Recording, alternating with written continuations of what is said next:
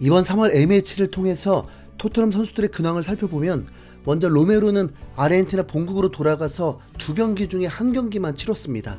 영국과 아르헨티나의 거리도 14시간 넘게 소요되기 때문에 체력적으로 쉽진 않습니다. 시차가 4시간 차이 나는 건 아시아보다는 좀 낫고요. 나이어는 국가대표 부름을 또 받으면서 유로 예선을 치렀는데 본인은 푹 쉬었다고 보면 됩니다. 페드로 포로도 스페인 국가대표에 차출됐는데 두 번째 경기에 선발 출전했고 팀 패배 원흉이 되는 플레이로 후반전에 교체되고 아예 평점조차 받지 못했다고 합니다. 호이베르는 2게임 모두 출전했고 클루셉스키는 포지션만 바뀐 채 2게임 모두 출전했습니다. 케인도 2게임 모두 출전하고 2경기 모두 득점에 성공을 했습니다. 그리고 페리시치도 유로 예선에 2경기 모두 선발 출전하고 1승 1무를 기록했습니다. 자, 그런데 페리시치는 월드컵 때와 마찬가지로 4-3-3 포메이션의 왼쪽 공격수로 또 출전을 했습니다. 자, 여러분, 페리시치 윙백 아니에요. 수비수 아닙니다. 자국에서 붙박이 공격수고요. 토트넘에서도 미드필더로 되어 있습니다. 콘테가 해놓은 포메이션은 사실상 3-4-3이 아니라고 보는 게 맞습니다.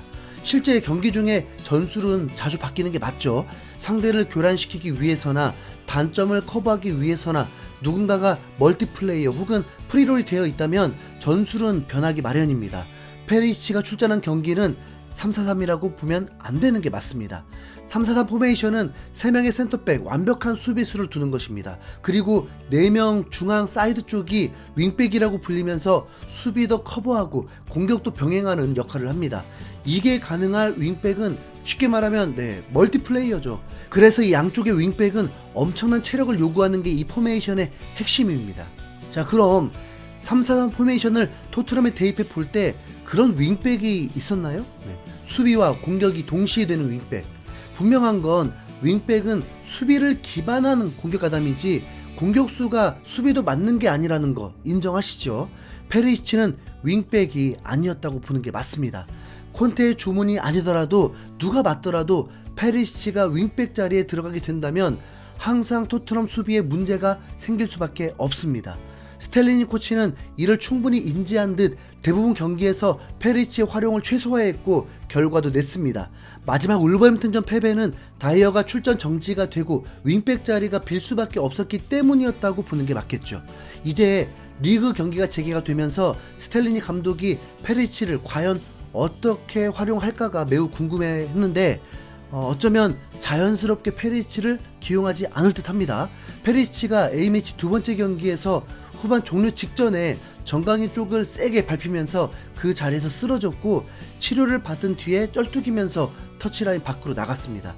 그리고 다시 투입이 됐다가 종료 직전에 교체 아웃이 되었습니다.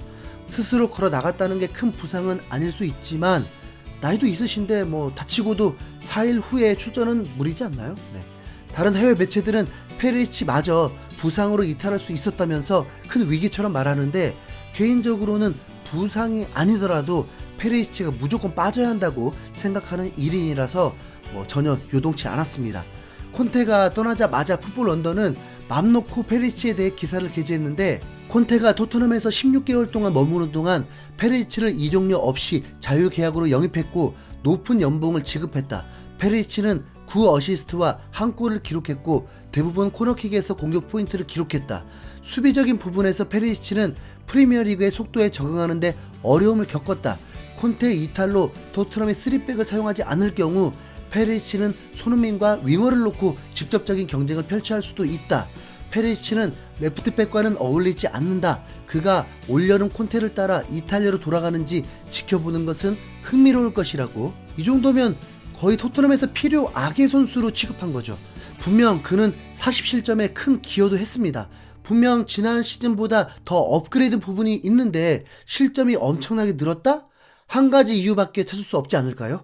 시즌 전체에 9개 어시스트인데 어쩌면 손흥민 어시스트를 도둑맞은 것 같아서 더 속이 찢어질 듯 합니다. 자, 그럼 이제 29라운드 에버튼과의 경기인데 어떻게 해야 할까요? 스텔리니 감독 대략 난감일 텐데 모우라, 클루셉스키, 윙백설까지 거론되고 있습니다. 영국의 스퍼스웹은 페리시치마저 아웃될 경우 데안 클루셉스키나 루카스 모우라가 윙백에 뛰어야 할 수도 있다고 전망했습니다. 그런데 토트넘은 공격이 문제가 아닙니다. 공격수들이 수비 위치를 맡게 되면 가뜩이나 3백이 강한 편이 아닌데 부담만 더 늘어나고 이미 올 시즌 일어나는 현상처럼 실점이 더 발생할 수밖에 없을 겁니다. 랑글레가 왼발을 쓰기 때문에 산체스를 센터백 세우고 랑글레 윙백 포지션도 가능한데 문제는 얘 겁나게 느려요. 민첩성까지 떨어져서 이미 임대 만료면 바로 보내질 상황입니다. 스텔리니가 어떤 선택을 할지 정말 궁금해지는데요. 페리치가 문제 없다고 하면 페리치가 기용될 확률이 가장 높겠죠. 네. 울버햄튼전에서도 결국 기용을 했으니까요. 네. 손흥민은 7년 연속 리그 두 자릿수 득점을 위해서는 4골 이상이 더 필요합니다. 지난 2년 동안을 보면 10경기에서 4골은 무조건 나올 수 있다고 봐야 하는데 스텔리니 감독이 어떻게 선수 기용을 하는지 전술을 어떻게 하는지에 따라 큰 영향을 미칠 것으로 보입니다. 스텔리니를 든든하게 지원하는 한 인물이 있던데 바로 파라티치 단장입니다. 콘테가 떠난 후 파라티치가 영상을 통해서 현재 상황에 대한 입장을 전했는데 콘테가 안 좋은 일이 많았고 수술까지 받은 건 매우 힘든 일이었다면서 옹호하더니 다음 콘테가 불만스러워했던 것을 반박하는 듯한 발언을 합니다. 구단도 콘테에게 많은 지원을 했다. 하지만 상호 합의에 도달했다. 우리가 내린 결정은 모두에게 올바른 결정이었다. 네. 이번에 갈라선 것은 적절했다고 덧붙였습니다. 이게 콘테가 원하는 선수들을 지원한 건지 아니면 구단이 판단한 선수들을 데려와서 지원한 건지가 애매한데 이미 콘테 감독은 불만을 내비쳤고 실제로 현재 단주만만 봐도 답 나오죠.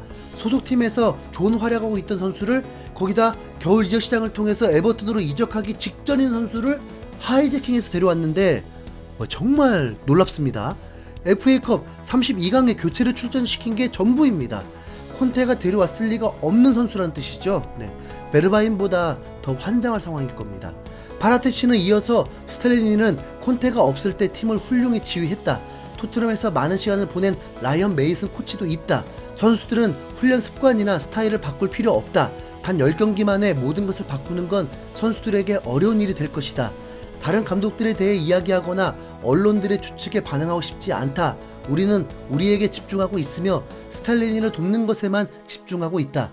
가장 중요한 순간이다. 어느 때보다 집중해야 한다고 생각한다라면서 전혀 기대감 없는 뻔한 얘기만 늘어놓았습니다.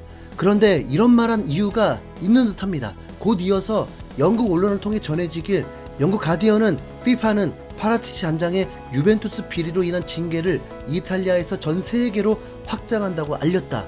파라티치는 토트넘 단장직에서 물러나야 한다고 보도했습니다.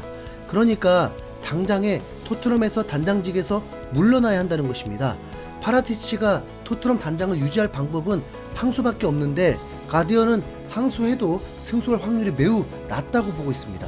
이러고도 레비가 단장을 안 자르고 있는 것도 참 진짜 돌아버리겠네요. 진짜. 손흥민 전성기 시절에 이게 무슨 상황인가요? 안아골절로 수술을 하지 않나, 갑자기 포지션이 바뀌질 않나, 감독이 난장판 만들질 않나, 경질되질 않나, 10경기 남은 상황에서 부상병동이지 않나, 단장은 범죄자이지 않나. 참 이러고도 토트넘 4위 되면 그게 기적이겠네요. 네. 손흥민이 더 안타까워질 뿐입니다. 네. 그래서 더 열심히 응원해야겠어요. 네. 손흥민도 더 힘들 텐데 오랜만에 한번 외쳐보겠습니다. 자, 우리는 지금 손흥민 시대에 살고 있습니다. 이상 흰수염고래였습니다. 감사합니다.